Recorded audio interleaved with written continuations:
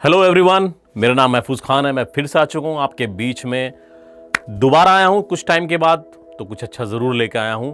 Wait is over now. गलतियाँ भी होंगी और गलत भी समझा जाएगा।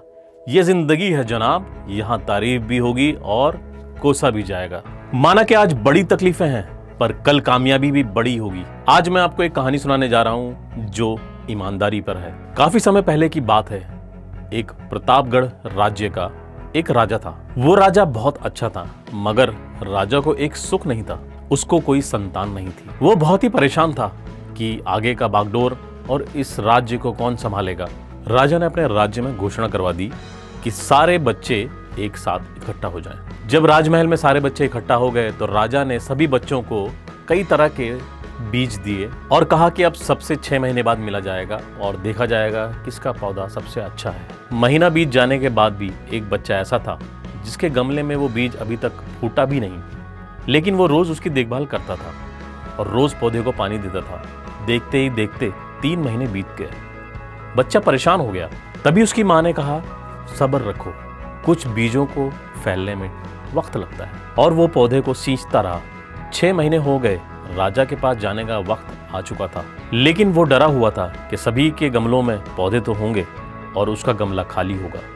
लेकिन वो बच्चा ईमानदार था और सारे बच्चे राजमहल में आ चुके थे। कुछ बच्चे जोश से भरे हुए थे क्योंकि उनके दिमाग में, उनके दिल में ये था कि राजमहल का राज उनके हाथ में आने वाला है। मगर एक बच्चा सहमा हुआ था क्योंकि उसका गमला खाली था। तभी राजा की नजर उस गमले पर गई। उसने पूछा, तुम्हारा गमला तो खाली है? तो उसने कहा, लेकिन मैंने इस गमले की 6 महीने तक देखभाल की है। राजा उसकी ईमानदारी देखकर बहुत खुश हुआ कि उसका गमला खाली होने के बाद भी उसमें इतनी हिम्मत कि वो राजमहल आया। सभी बच्चों के गमले देखने के बाद राजा ने उस बच्चे को भी सामने बुलाया और वो बच्चा सहम गया और राजा ने वो गमला सभी को दिखाया और सभी बच्चे जोर जोर से हंसने लगे। राजा ने कहा, शांत हो जाओ, इतने खुश मत होइए। आप सबके पास जो पौधे हैं वो सब बंजर हैं और असली बीज इसी गमले में है। राजा उस बच्चे की ईमानदारी देखकर बहुत खुश हुआ और उस बच्चे को उस राज्य का उत्तराधिकारी बना दिया।